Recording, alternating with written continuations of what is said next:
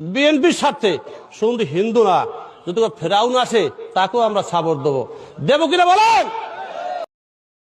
আমাদের নেতা আসতেছেন, আমাদের নেতা তারেক রহমান, উনি যদি ফেরাউনকেও নমিনেশন দেয় তাহলে আমরা ওই ফেরাউনকেও আমরা সাপোর্ট করব, ভোট দেব। আরো আসতে কন, আরো আসতে। যারা বলেন না আগামীকাল বলবেন, জোরে বলা যাবে না? এটা শরীয়তের পক্ষে কথা না বিপক্ষে? এবার আসেন ফেরাউনকে শোনেন। ফেরাউনকে যদি নমিনেশন দেওয়া হয় তাকে আমরা ভোট দেব। ফেরাউন এমন একটা নেতা, ফেরাউন তার স্ত্রীকে বলে, আসিয়ে রে, আমি জানি এই সমাজের ভেতরে তোমার মতো এত ভালো মানুষ নাই। লোকেরা আমারে বলে, ও বাদশাহ, যত মানুষের বিবির দিকে তাকাইছি খেয়াল করেছি আপনার বিবির মতো এত ভালো মানুষ এই দেশের ভেতরে কারো হয় না। একটু জোরে বলা যায় কি মারহাবা? আজকে শ্রোতাগুলো সব মরা শ্রোতা, কথা কয় না, সমস্যা? আপনার বিবির মতো এত ভালো মানুষ হয় না। পৃথিবীতে যত মহিষী নারী তার ভেতরে একজন হলো বিবি আসিয়া, তিনি হলেন ফেরাউনের কে? আরো জোরে, আরে বাংলা দেখুন, বউ বউ বউ কন, বুঝতে ভালো হবে না। ওগুলো করছেন, এমন কথা কইেন না, বেকায়দা হবে। বলতেছে, ভাই মনটা খারাপ কেন? বলছে, আমার মনটা খুব খারাপ ভাই, খুবই বেকায়দা, আমার মনটা খুব খারাপ। গত 7 দিন আগে আমার স্ত্রী ডেলিভারি কেসে ইন্তেকাল করেছে। তো 500 থেকে আরেক ভাই, ও খুব স্ত্রী কোয়াতে, ওকে ও ভালো তেমন বোঝেন, ও করছে, ভাই ডেলিভারি কেস খুব মারাত্মক কেস, আজ থেকে 22 দিন হলো আমার আব্বা ওই কেসে মারা গেছে। কথা কয় না রে? তার মানে এমন ভাষা বলা দরকার যে ভাষায় মানুষ বোঝে। এতবার বললাম, কোনদিন মনোযোগ দিন না, একটু মনোযোগ দিয়ে কথা শোনেন। নবী কালেমার দাওয়াত দেয়, মুসলমানের সংখ্যা দিন দিন করে মারা যায়। মুসলমানের সংখ্যা যত বাড়ে, আবু জেহেল আবু লাহাবের মাথা গরম না ঠান্ডা? আরো জোরে, আরো জোরে। আমার দেশের একজন যুবকদের আইডল, এদেশের মানুষেরা চ্যালেঞ্জের কাছে জিম্মি ছিল, 1 নয় 2 নয়, কমপক্ষে 15 থেকে 16 বছর। এই জিম্মি থেকে উদ্ধার করার জন্য এক শ্রেণীর হাজার হাজার তরুণেরা এই জালেমদেরকে নিপাত করার জন্য আন্দোলন করলেন। সেই আন্দোলনের সময় নেতৃত্ব দিলেন শরীফ ওসমান হাদি। কি নাম বললাম? শরীফ ওসমান হাদি। এত সুন্দর করে কথা বলেন, মানুষেরা মুগ্ধ হয়ে যায়। লোকেরা চিন্তা করে, এটা বুঝি মানুষ নয়, এটা হলো একটা ফেরেশতা। এটা আওয়াজ দিয়ে বলা যায় কি মারহাবা? দুর্ঘটনার কয়েকদিন আগে ছোট সন্তানকে কাঁধে করে নিয়ে বললেন, আমি আমার দেশের জনগণের জাতির কাছে যে কথাগুলো বলছি, আমি জানি এই সমাজের এক শ্রেণীর মানুষের আমাকে মেনে নিতে পারবে না, আমাকে বুঝে যে কোনো সময় নিঃশেষ করে দেবে, হত্যা করে ফেলবে। আমাকে যদি ন্যায় পথে থাকার কারণে ন্যায় ইনসাফ কায়েম করতে গিয়ে আমাকে যদি তারা মেরে ফেলে দেয়, কেউ যদি হত্যা করে ফেলে দেয়, আমার কোন আপত্তি নেই। আমার একটাই কথা, আমার এই সন্তানটারে তোমরা দেখে রাখবে, আমার এই সন্তানটারে দেখে রাখবে, এই সন্তানটারে দেখে রাখবে। যে আসনে আমার শরীফ ওসমান ভাই নির্বাচন করত, দলমত নির্বিশেষে সবাই বলে শরীফ ওসমানের মতো ন্যায় ইনসাফের যুবক এবার পার্লামেন্টে চলে যেত। এদেশের 90 স্বৈরাচার, 90 জাহেলেরা এইটাকে মেনে নিতে পারে নাই। ভারতের সাথে লিয়াজো করে আমার কলিজার টুকরা শরীফ ওসমান হাদি ভাইকে গুলি চালায়া দিয়ে আহত করে দিয়েছেন জুমাবার। পরবর্তী জুমাবার সিঙ্গাপুরে চিকিৎসাধীন অবস্থায় শরীফ ওসমান দুনিয়া থেকে বিদায় নিয়েছেন। আমার শরীফ ওসমান হাদি ভাইকে আমার আল্লাহ তাআলা শাহাদাত হিসেবে কবুল করো। একটু জোরে বলা যায় কি আমিন? মুসলমান জাহেলেরা খেয়াল করে শুনে রাখো, তাম পৃথিবীর ইসলাম বিদ্বেষীরা শুনে রেখে দাও, তোমরা নিঃশেষ করার জন্য চেষ্টা চালাবে। আমার আল্লাহ তাআলা তার ইজ্জত সম্মান এত পরিমাণ বাড়ায় দেবেন। আজকে শরীফ ওসমান হাদি যদি বেঁচে থাকতো, আমার বিশ্বাস এত তাম পৃথিবীর মানুষেরা তাকে এত চিনতই না, জানতই না। তাকে তোমরা হত্যা করেছো, আর এর বিনিময়ে আমার আল্লাহ তাআলা কবুল করেছেন। ঢাকা বিশ্ববিদ্যালয়ের মতো জায়গায়, ঢাকা বিশ্ববিদ্যালয়ের কেন্দ্রীয় মসজিদের পাশে, যেখানে আমার আপনার জাতীয় কবি, আমার আপনার প্রিয় কবি, বিদ্রোহী কবি কাজী নজরুল ইসলাম, যেখানে চিরনিদ্রায় শায়িত আছেন, রাষ্ট্রীয় ভাবে এই দেশের বর্তমান প্রধান উপদেষ্টা, তার নামটা কি? নাম জানেন না? তার নাম হলো ডক্টর ইউনূস। বিপদ মুহূর্তে যদি একাই পড়ে যান, বিপদের সময় যে দোয়া পড়েন তার নাম কি? আর বিপদ মুহূর্তে, এই দেশে বিপদ মুহূর্তে সরকার যিনি এসেছেন, সেই দোয়া, সেই সরকারের নামটা কি? তার মানে এটা স্বাভাবিক সরকার নয়। বিপদে পড়লে মানুষ দোয়া পড়ে ইউনূস, বিপদে পড়ে বিপদের সময়কার সরকার হলো ইউনূস। ইউনূস সাহেব ঘোষণা দিয়ে দিলেন, শরীফ ওসমানকে সব জায়গায় দাফন হবে না। জাতীয় বিশ্ববিদ্যালয়, ঢাকা বিশ্ববিদ্যালয়ের জাতীয় মসজিদের পাশে, কাজী নজরুল ইসলামের পাশে রাষ্ট্রীয়ভাবে তাকে দাফন করা হবে। মুসলমান কানটা খেয়াল করে খাড়া করে শোনেন। তার মানে ইসলাম বিরোধী যদি হন, ইসলাম আমাদেরকে যদি অত্যাচার করেন, জুলুম করেন, নির্যাতন করেন, আমার আল্লাহ তার সম্মান বাড়ায় দেয় না কমায় দেয়? আরো জোরে, আরো জোরে, আরো জোরে। আমার জীবনে আমার 12টা মামলা হয়েছে। 12টা মামলা হওয়ার কারণে আমার মান বাড়ছে না কমছে? কেউ আমার চিন্তা না।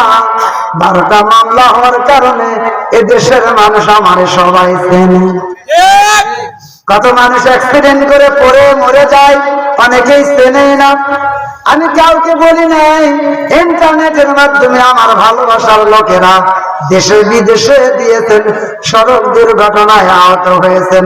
হাজার হাজার মানুষ কমেন্ট করতেছে, আমার প্রিয় হুজুরকে আল্লাহ আপনি সেবা দান করে দেন। তার মানে মানুষের আমাদেরকে টাকার জন্য ভালোবাসে না, বিনিময়ে ভালোবাসে না, আমাদেরকে মানুষেরা ভালোবাসে আল্লাহর। আরো জোরে, আরো জোরে। আমাকে কারণ এই দেশনা গ্রামের কত নাতি আছেন, আপনাদের কত নাতি আছেন, কত ভাগিনে আছেন, কালকে দাওয়াত দিয়ে টেবিলে চেয়ারে বসায় নাই। আমাকে জীবনে কেউ আশ্রয় দিত না। আমি যদি কোরআনের পক্ষে না থাকতাম, কোরআনের সৈনিক না হইতাম, আমার মতো কোরবানকে সবার দিনের দাওয়াতই দিত না। পরে 7 দিন পরে শুনতাম নানির বাড়ির শোভা হলো। মামা মাদ্রাসা যাওয়ার সময় তো দেখা হলে বললো নাকি আবার যাও নাকি? কি জন্য? শোভা হলো, তুমি যাও নাকি? মা তার মানে দাওয়াত কিন্তু দিল না। যেই দেখছে ভাগনা হয়েছে হুজুর, এই জন্য দাওয়াত দেয়, খালি টাকা যাতে কম দেওয়া হয়। কথা কয় না রে, এগুলো আবার অন্যভাবে নেন না। আমার মামা আমার খুব মহব্বত করে, আমার মামারা সবাই আমার এই বৃহত্তর দেখে না, প্রত্যেককে আমার কলিজা থেকে ভালোবাসে। আলহামদুলিল্লাহ, কলিজা থেকে ভালোবাসে। এই ভালোবাসা মহব্বত করে বলবেন। তার মানে আপনি কোরআনের পক্ষে যদি থাকেন, সম্মান বাড়ায় দেবেন। তিনি কে? আল্লাহ সম্মান বাড়ায় দেবেন, ইজ্জত বাড়ায় দেবেন, সম্মান বাড়ায় দেবেন, ইজ্জত বাড়ায় দেবেন, ইজ্জত বাড়ায় দেবেন। বিশ্ব নবী এত অত্যাচারিত হয়েছেন, নির্যাতিত হয়েছেন, নবীর ইজ্জত সম্মান বাড়ছে না কমছে? গোটা পৃথিবীতে যত নবী সব নবীর সেরা নবী যিনি, তিনি হলেন বিশ্ব নবী। কথা কয় না? তিনি কি? তিনি হলেন বিশ্ব নবী। আমি গতকাল ইন্টারনেটে দেখলাম আমার দেশের এক নেতা বলতেছে যে আগামী 25 তারিখে বিশ্ব নেতা নামতেছে। কথা কয় না বলে, এ ভয় পাওয়ার কোনো কারণ নাই। বলছি যে আমি কোনো দলের নাম ধরি না, বাস্তবতা কোরআনে আল্লাহকে কথা বলবো। একমাত্র কেবলমাত্র পৃথিবীতে বিশ্ব নেতা হলেন একজন, তিনি হলেন আখিরি জামানার পয়গম্বর। আর আমার দেশের এক নেতা বলতেছে যে বিশ্ব নেতা নামতেছে, উনি বাংলাদেশের জমিনে পা দেওয়ার সাথে সাথে এ বাংলাদেশটা ধন্য হয়ে যাবে। খালি 4 জন করে নাউজুবিল্লাহ। যেটা কোরআনের বিপক্ষে কথা হবে, শরীয়তের বিপক্ষে যে কথা হবে, সেটা যদি আমার বাবাও হয়, আমার মামাও যদি হয়, দুইটা মা এক জায়গায় করলে কি হয়? কথা কয় না রে? দুইটা মা এক জায়গায় করলে হয় মামা। এই সেই মামা, ওই মামাও যদি শরীয়তের বিরোধী কথা বলে, মামাকেও টাইম দেওয়ার কোন সুযোগ নেই। কথা বুঝতে পারছেন? বিশ্ব নেতা, বিশ্ব নেতা আসতেছে, এইটা হলো কথা। আসলে বিশ্ব নেতা কে? বিশ্ব নবী। ওই যে বলে না আমার নেতা তোমার নেতা, এটা ভুলে গেছেন? বলেন তো, আমার নেতা তোমার নেতা। এগুলো বলতে হবে, কারণ শরীয়ত বিরোধী কিছু কার্যকলাপ এই সমাজে স্বার্থের জন্য এমন আসতেছে, মানুষের মন মস্তিষ্ক আলাদা। আল্লাহর কোরআন বললেন, ও নবী, ও আমার খলিল, আমার সাইয়্যিদনা ইব্রাহিম আলাইহিস সালাম, আমি আপনাকে গোটা পৃথিবীর মুসলিম মিল্লাতের জন্য জাতির পিতা বানায় দিলাম। আবার আবার 3 জন কয়, জোরে বলেন তো। আগামীকাল সকালবেলা বলবেন সুবহানাল্লাহ। তাহলে জাতির পিতা কে? এ কথা কার? 16 বছর জাতির পিতা কে ছিল? না না, নাম বলার দরকার নেই। একে বললেন, নাম কেন বলেন? কিন্তু আপনার ছেলে যদি পরীক্ষা যদি লিখলো জাতির পিতা ইব্রাহিম আলাইহিস সালাম, এই গত বছরের 5 তারিখের আগে 4 জুলাইয়ের 4 তারিখে যদি লিখলো জাতির পিতা ইব্রাহিম আলাইহিস সালাম, তাহলে পাস না ফেল? তার কারণ কি? তার মানে এটা শরীয়তের আইনের পক্ষে না বিপক্ষে? আল্লাহ ঘোষণা দিয়ে গেছেন, মিল্লাতাম আবিকুম ইব্রাহিম হুয়া সাম্মাকুমুল মুসলিমিন।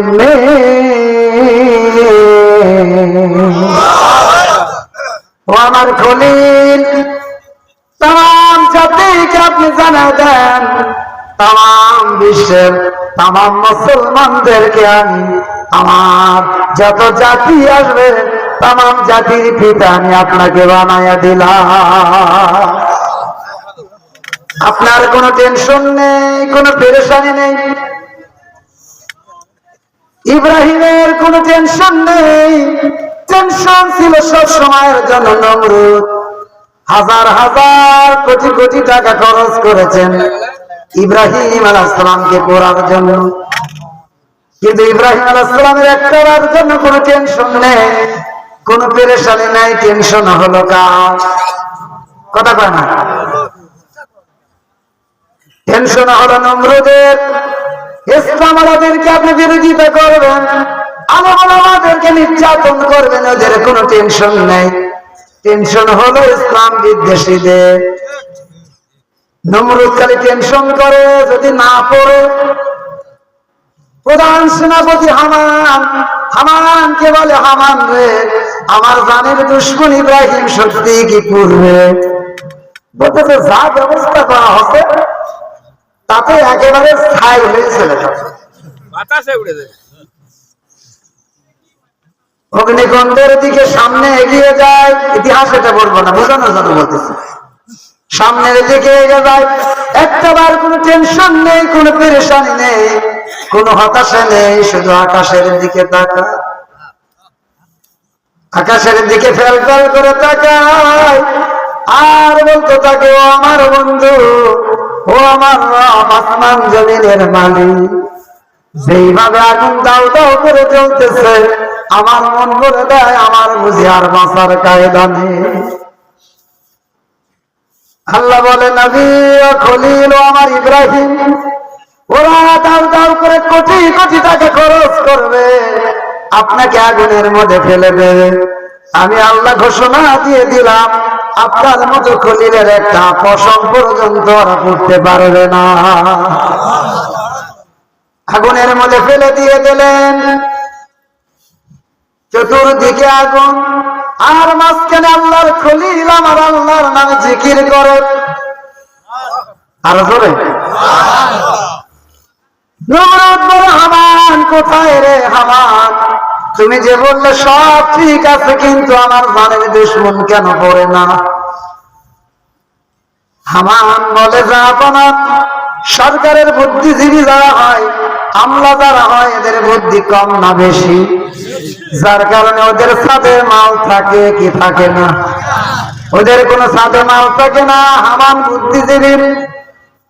হামান বলে, জাহাপনা, আপনার যে রাজকীয় পোশাক, যেই পোশাক পরে আপনি রাষ্ট্রের চেয়ারে বসেন, ওই পোশাকটা যদি ইব্রাহিমকে পরে দেওয়া হয়, আমার বিশ্বাস ও সাথে সাথে পুড়ে যাবে। আমার একটা বেরেন্টের মাঠ দিয়ে দিলেন। হামান চিন্তা করলেন, আমার বাদশাহ নমরুদ তো জালেম, এ হলো স্বৈরাচার, এ হলো মুনাফিক, এর পোশাকটা যদি পরে দেওয়া হয়, ইব্রাহিম বেঁচে যাবে, কিন্তু এই জালেমের পোশাকটা পুড়ে যাবে। তাই দিয়ে দেওয়া হলো। এবার রাজকীয় পোশাক পরানো হচ্ছে। আল্লাহর খলিল ইব্রাহিম আলাইহিস সালাম বলে, ও হামান, আমাকে এই পোশাক কেন পরাচ্ছ? এই পোশাক পরে তো রাজকীয় চেয়ারে বসে নমরুদ, এটা তো বাদশার পোশাক, এইটা আমাকে তোমরা কেন পরাতে যাও? আমাকে তোমরা কি এই দেশের বাদশা বানায়া দেবে? জিবরাইল কানের কাছে বলে, নবী গো, ও নবী, ও আল্লাহর খলিল, ওই পোশাক পরানোর মধ্যে হিকমত কি আপনি জানেন? সুবহানাল্লাহ। ওই যে বাদশার পোশাক আপনাকে পরায়া দিল, আর আমার আল্লাহ জানায় দিয়েছেন, ওই পোশাক পরার বিনিময় এ দেশের বাদশা শুধু নয়, আমার আল্লাহ তাআলা গোটা জগতের বাদশা আপনাকে বানায়া দেবে। ও ইসলাম বিদ্বেষীরা, শুনে রেখে দাও, তার মানে ইসলাম আমাদের সাথে বিরোধিতা করবে, চক্রান্ত করবে, ষড়যন্ত্র করবে। আমার আল্লাহ বলে কিছু করতে পারবে না। আমার আল্লাহ ওনাদেরকে বাদশা তোমাদের বানানো লাগবে না, আমার আল্লাহর পক্ষ থেকে ওরা বাদশা হয়ে যাবে। এবার আসেন, নবী কালেমার দাওয়াত দেয়, মুসলমানের সংখ্যা বাড়ে না কমে? মনে আছে? আবু জেহেল আর আবু লাহাবের মাথা গরম না ঠান্ডা? ওদের মাথা গরম হয়ে গেলে কি করা যায়? আর মাথা ঠিক থাকে না। যখন শরীফ ওসমানের সমর্থন বেড়ে গেল, ইসলাম বিদ্বেষী মুনাফিকদের নব্য স্বৈরাচার যারা হতে চায়, বর্তমান নব্য স্বৈরাচার যারা হতে যাচ্ছে, এদের মাথা গরম হয়ে গেল। আর ওসমান শরীফকে বেঁচে, শরীফ ওসমান বেঁচে রাখা যাবে না। একে যদি নিপাত করা যায়, এই আসনটা আমাদের হয়ে যাবে। আল্লাহ বলে, চেষ্টা করো, চেষ্টা করে কাম হবে না। মাকারুল্লাহ মাকারুহু মাকারুল্লাহ আল্লাহু খায়রুল মাকিরিন।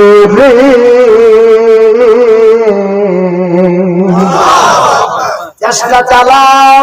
কত মাফ করো জানো তোমরা? তোমাদের চাইতে আমি মাফ করো ভালো জানি না কম জানি না বেশি জানি?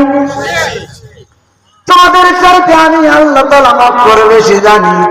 শরীফ ওসমানকে মেরে সাক্ষ্য হাসিল করতে যাবে, এইটা করতে পারবে না।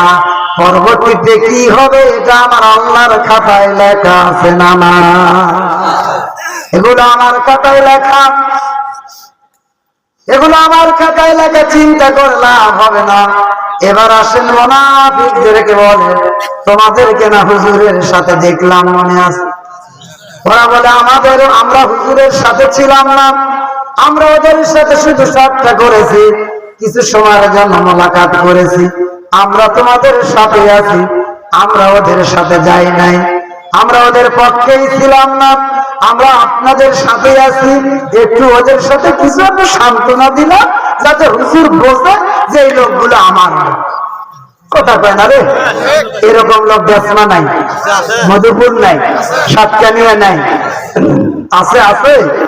তাহলে মনে হয় এই কোরআন তাদের জন্যই আল্লাহ এই আয়াত নাজিল করেছেন। মারহাবা কোন, আরো জোরে বলেন মারহাবা।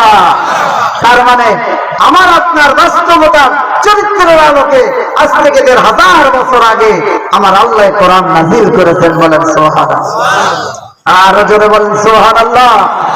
এবার আসেন, যে কথা বলছিলাম, শরীয়ত বিরোধী কোন আইন, শরীয়ত বিরোধী কথা যদি আমার আপনার বাবাও বলে সেইটাও মানা যাবে।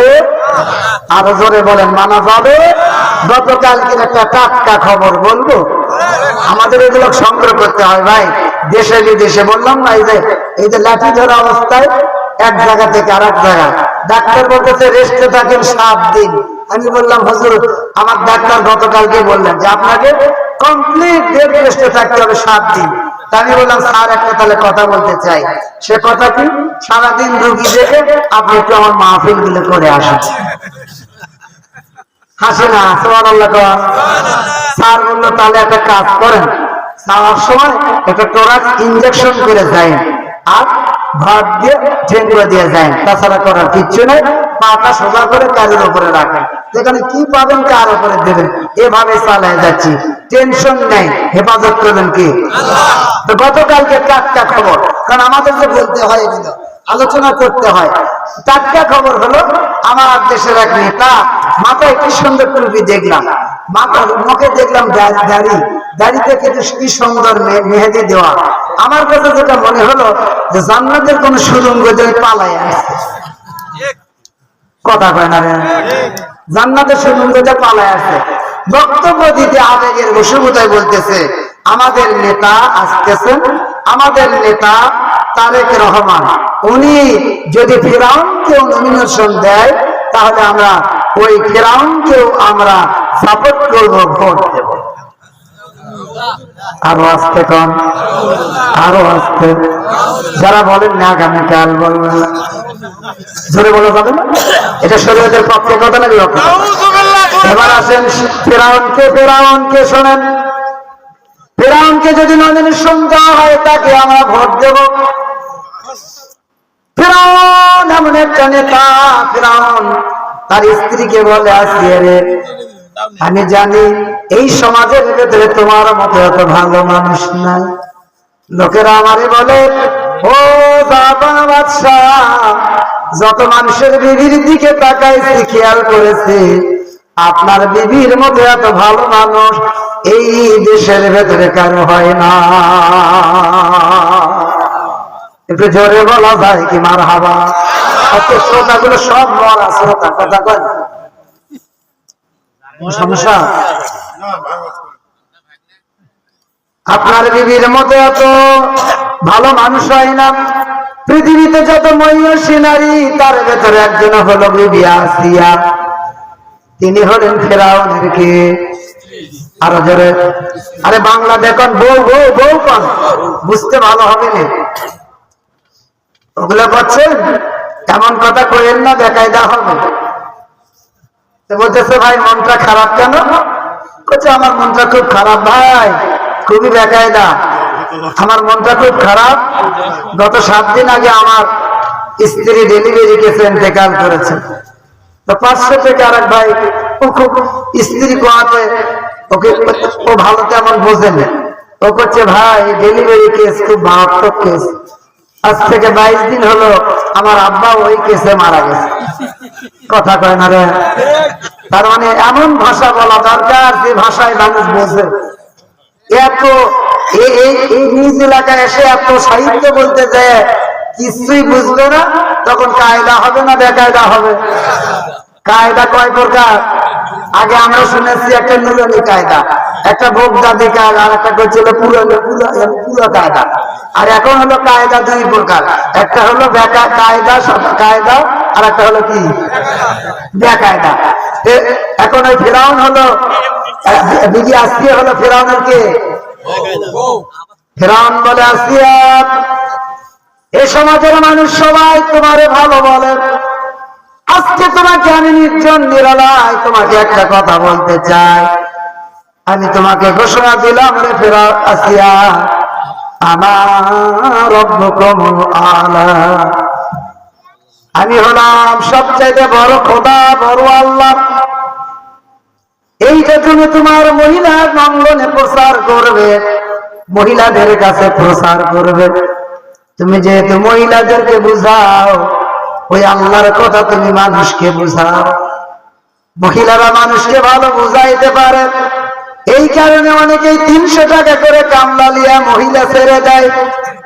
কথা কয় না রে? এদিকে আসে না নাকি? দিতে চাই 300 টাকা, বিকালবেলা বাজারে গিয়ে লাগছে ঝগড়া, দিতে চাইলো 300, দিয়ে দিল 200। পরে খোঁজ নিয়ে দেখে যেই নেতা ঠিক করছিল ওই নেতা মাথা পিছে মারছে 100। আমি কিন্তু আগে বলছি, আমি জীবনে কারো নাম ধরলাম হয় না। যদি বোঝেন তাহলে বুঝপাতা, না বুঝলে তেজপাতা। ফিরআউন বলে, আসিয়া তোমার কথা সবাই শোনে, তোমার তালিমে সবাই বসে, তুমি বলে দেবে আমার স্বামী আমার রব্বুকুমুল আলা। আসিয়া বলে, স্বামী গো, আপনার পায়ের খেদমত করার বিনিময় আপনার পায়ের নিচে আমার জান্নাত।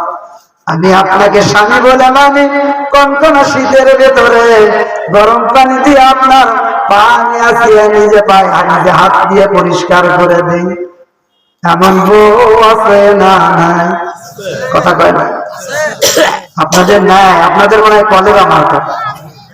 খালি যে দরজা খুলবে যদি বলে কে, খালি যদি বলে খালি চটকে ওঠে, মনে হয় থানার ওসি। এরকম বউ আছে না? আসিয়া বলে, শোনেন, আপনি আমার স্বামী যা সম্মান পাওয়ার যোগ্য সেই সম্মান দিয়ে দেব, কিন্তু আপনাকে একটা কথা বলে দিতে চাই। আপনি যে বলেছেন আলা রব্বুকুমুল আলা, এই দেশে রাষ্ট্রের আমি হলাম সবচাইতে বড় খোদা। আমি আসিয়া যত বুঝেছি, যা আমি পড়াশোনা করেছি, স্পষ্ট করে আমি আপনাকে বলে দিলাম, মন খারাপ করা যাবে না।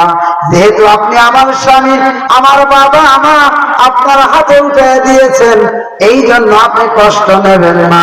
আমি আসিয়া বলে দিলাম, আপনি এই সমাজের সবচেয়ে বড় খোদা না, আপনি হলেন তামাম পৃথিবীর নাম করা একটা গাধা। এটা জোরে বলা যায় না? মারহাবা, আরো জোরে। আলোচনা খারাপ লাগতেছে, এটা একটু চুপ করে থাকেন কেন? শীত লাগছে না, পোলা না আগে দেন, পোলায় আগে খাবেন। পোলা দেওয়ার সাথে সাথে একটাও থাকতেন না। এরা খালি পেতে গেলে পোলা দিক না কে, তোমার হুজুরের টাইম নেয়। কথা আপনি হলেন আস্ত গাধা। তার মানে ফেরাউনকে নিজের বিবি পর্যন্ত মেনে, তার কারণ হলো স্বামী হলো ইসলাম বিদ্বেষী, কোরআনকে মেনে নিতে পারে না। কোরআনের আইনে রাষ্ট্রীয়ভাবে কায়েম হোক, এইটা ফেরাউন মেনে নিতে পারে না। তাই তো স্বামী বলে সম্মান করেছেন, খোদা বলে তাকে মেনে নেন না। নূহ আলাইহিস সালামের পরে এবার খেয়াল করেন, নূহ আলাইহিস সালামের সময় বিশাল প্লাবন হলো, সব মানুষেরা ধ্বংস হয়ে গেল, সব মানুষেরা ধ্বংস হয়ে যাবে। তার পূর্বে নূহ আলাইহিস সালাম বলেন, আল্লাহর কাছে দোয়া করেন, ও মালিক আমি দাওয়াত দেই, কেউ মেনে নিতে চায় না, আমি কি করবো, উপায় কি, উপায় দিয়ে দেন। আল্লাহ বলে, বন্ধু নূহ আলাইহিস সালাম আপনি নৌকা বানান। আল্লাহর নবী নূহ আলাইহিস সালাম বলে, মালিক আপনি আমারে নবী বানাইছেন, কালেমার দাওয়াত দেব, কালেমা কায়েম হয়ে যাবে, রাষ্ট্রীয়ভাবে ইসলাম কায়েম হয়ে যাবে, নৌকা বানায় কি লাভ হবে? বলে, সব আগে বোঝার দরকার নেই, আপনি নৌকা বানান, তারপরে আপনাকে বলা হবে। এরপরে নৌকা বানানো হয়ে গেল, নৌকা বানানো হয়ে গেল, নৌকা দিয়ে কি হবে? এবার রাস্তা দিয়ে পাশে দিয়ে যায় এক বুড়িমা। বুড়িমা বলে, নবী গো, ও নবী আপনি তো আল্লাহর নবী, আপনি আবার কাঠ মিস্ত্রি কবে হয়েছেন? সুবহানাল্লাহ কয়, কিছুই কয় না, আপনি কাঠ মিস্ত্রি কবে হয়েছেন? বলে আমি কাঠ মিস্ত্রি হই না, এটা আমার আল্লাহর হুকুম। মারহাবা কর। নৌকা দিয়ে কি হবে? বলে এই নৌকা দিয়ে কি হবে? আমার আল্লাহ ঘোষণা দিয়েছেন, ও নবী আপনি নৌকা বানান, যারা ইসলাম বিদ্বেষী সব ধ্বংস হয়ে যাবে, বিশাল প্লাবন হয়ে যাবে। যারা এই নৌকায় আশ্রয় নেবে তারাই বেঁচে যাবে, আর যারা নৌকায় উঠতে পারবে না, নৌকার বিরোধিতা করবে, তারাই বিপদে পড়ে যাবে। যার কারণে গত 16 বছর যারা নৌকায় উঠেছিল আর যারা নৌকার পক্ষে ছিল ওরাই নিরাপদে ছিল। কথা কয় না? আপনারা কি নৌকার পক্ষে? এইভাবে কথা কন। যারা নৌকার পক্ষে থাকবে তারা নিরাপদ পেয়ে যাবে, নৌকার পক্ষে যারা বিরোধিতা করবে তারা বাঁচতে পারবে না। বুড়িমা বলে বাবা আমার বড় আপত্তি, আমার জন্য তুমি ভুলবে না বাবা, আমার তুমি নৌকায় উঠায় নেবে। নবী বলে বুড়িমা কোথায় থাকবে? ওই যে ছোট্ট কুঠুরি দেখা যায় ওই জায়গায় আমি জীবন যাপন করবো, আমার তুমি বিপদের সময় উঠায় নেবে। যাও যাও অপেক্ষা করো, সময় মতো তোমার উঠায় নেওয়া হবে। ইতিহাস বলার উদ্দেশ্য আমার নয়। মহাপ্লাবন হয়ে গেল, এবার হাঁটুটুকু করে নিজের জন্মদাতা সন্তান কেনা তার বাবাকে নবী বলে মেনে নিতে পারে না। আল্লাহর আইন আল্লাহর জমিনে কায়েম হোক, এই সন্তানটা মেনে নিতে পারে না। এমন হারামজাদা সন্তান বাংলার জমিনে আছে না? না। মা 280 দিন পেটে রাখলেন, 2.5 বছর দুধ পান করাইলেন, মা রান্না করে খাওয়ায়া ইসলামী সংগঠনের বৈঠকে যায়, আর ওই হারামজাদা খায়া ইসলামের বিপক্ষে মিছিলে যায়। এমন হারামজাদা বাংলার জমিনে আছে না? নাই। প্লাবন হয়ে গেল, কিছু মানুষেরা নৌকায় আশ্রয় পেলেন। এবার আল্লাহর নবী নূহ আলাইহিস সালাম দেখেন জন্মদাতা সন্তান পানির ভেতরে, বন্যার পানির ভেতরে হাবুডুবু খায়, পানি খেয়ে খালি টেপা মাছের মতো হয়ে গেছে। পৃথিবীতে এমন কোন বাবা নেই, সন্তান হাজার যদি অপরাধ করে তা ওই সন্তানের প্রতি একটা মায়া মমতা থাকে কি থাকে না? সন্তান যদি অপরাধী হয় তারপরে তার প্রতি একটা আলাদা একটা মায়া মমতা কাজ করে। সন্তান যখন চুবরান খায়, এবার পয়গম্বর নূহ আলাইহিস সালাম হাতটা বাড়া দিয়েছেন, বেটা এবার ওঠো। তার কারণ আল্লাহ ঘোষণা দিয়েছেন এই নৌকাতে যারা উঠবে তারা আশ্রয় পেয়ে যাবে, তারা বেঁচে যাবে। হাতটা উঠে বেড়ায় বাড়ায় দিয়েছেন, ছেলে উঠতে পারে না। দ্বিতীয়বার আবার হাতটা বাড়ায় দিয়েছেন। দ্বিতীয়বার হাতটা বাড়ানোর জন্য কেবল মাত্র চেষ্টা করছেন, সাথে সাথে জিবরাইল এসে বলেন, ও নবী নূহ, আমার আল্লাহ আমারে জানায় দিয়েছেন আর একবার যদি আপনার হাতটা বাড়াইয়া দিয়ে দেন সামনের দিকে, আর একবার যদি আপনার হাতটা একবার যদি আপনার ছেলেকে এই নৌকায় উঠে নেওয়ার জন্য চেষ্টা করেন, আমার আল্লাহ জানা দিয়েছেন আপনার মতো নূহ নবীর নাম নবুয়তি দপ্তর থেকে, নবীর নাম থেকে আমার আল্লাহ কাটায়া দেবে। একটু নাউজুবিল্লাহ বলা যায় কি? আর জোরে বলেন নাউজুবিল্লাহ। তার কারণ হলো ওই সন্তান আপনার জন্মদাতা সন্তান, কিন্তু সে আপনাকে নবী বলে মানে না। আমার আল্লাহ আসমান থেকে যা নাজিল করেছেন সেই নাজিলকৃত কিতাব এই সমাজে কায়েম হোক, পার্লামেন্টে চলে যাক, এইটা আপনার বেটা মেনে নিতে পারে না। এইটা আপনার বেটা না, এইটা হলো আপনার আস্ত একটা পাতা। খালি এইগুলো একজন কাছে ঠিক, মাঝখানে গুলো কি গুরু আল্লাহ জানে, ঠিক না বেটা? আরো করে বলেন ঠিক। এটা আপনার বেটা না, এই জন্য একে নৌকায় উঠানো যাবে না। একে আপনি কোন অবস্থাতেই নৌকায় উঠাইতে পারবেন না, যেহেতু আল্লাহর আইন মেনে নিতে পারে না। আর আমরা অনেক সময় বলি হুজুর মনটা বড় চাই আপনাকে সাপোর্ট করার, কিন্তু আমার বইয়ের খালাতো ভাইয়ের ফুফাতো ভাই, তারই আমার চাচাতো ভাই, ওর আমার জ্যাঠাতো ভাই, সেই হিসেবে সম্বন্ধী এই কারণে আপনাকে দেওয়া যাবে না। কথা কয় না রে। আল্লাহ বললেন নবী ওটা হতে পারে আপনার বেটা, কিন্তু সে আমার আল্লাহর কিতাব আপনাকে নবী বলে মানে না। আপনার আদর্শ আমার কিতাব এই সমাজে কায়েম হয়ে যাক, এইটা মেনে নিতে পারে না। অতএব বেটা বলে পরিচয় দিতে পারবেন না, ওকে আপনি নৌকায় উঠায় নিতে পারবেন না। মুসলমান লম্বা করি না, প্লাবন পার হয়ে চলে গেল। এবার প্লাবন যখন পার হয়ে গেল, হঠাৎ করে আল্লাহর নবী নূহ আলাইহিস সালামের মনে পড়ে গেল, আমি যখন নৌকা বানাই ওই সময় আমাকে একজন বুড়ি মা বলেছিলেন আমাকে নৌকায় উঠায় নেবে। মনে পড়ে গেছে। চিন্তা করলেন সর্বনাশ, এলাকায় কেউ নাই, ভরপুর দুনিয়া সব সরকার হয়ে গেছে, তার মানে বুড়ি মা কি নেই? বুড়ি মা বুঝার বেঁচে নাই। খুঁজতে খুঁজতে খুঁজতে খুঁজতে খুঁজতে খুঁজতে খুঁজতে খুঁজতে ছোট্ট একটা কুটুরির মধ্যে গিয়ে ডেকেছেন, বুড়িমা বুড়িমা। বুড়িমা সব গাছুরি বেঁধে নিয়ে বলতেছে, কে বাবা, আপনি কি নূহ নবী? সত্যি কি এখন নৌকায় ওঠার সময় হয়েছে? প্লাবন আসবে, বন্যা আসবে। আল্লাহর নবী নূহ আলাইহিস সালাম বলে, বুড়িমা কেমনে আপনি বেঁচে থাকলেন, কেমনে সম্ভব? প্লাবন এসে বন্যা এসে এলাকায় মানুষ তো দূরের কথা, একটা মাখলুক বেঁচে না।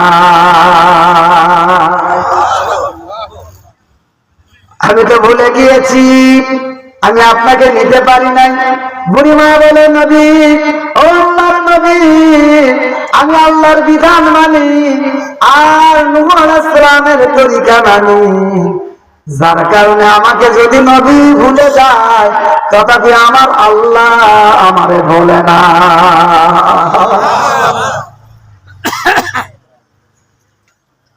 আমার আল্লাহ বলে না, আমার আল্লাহর বিধান মানি আর আমি আল্লাহর নবী নূহ আলাইহিস সালামের তরিকা মানি, যার কারণে নবী যদি আমাকে ভুলেও যায় আমার আল্লাহ আমাকে কখনো ভোলেন না। এজন্য বিধান মানবো কার?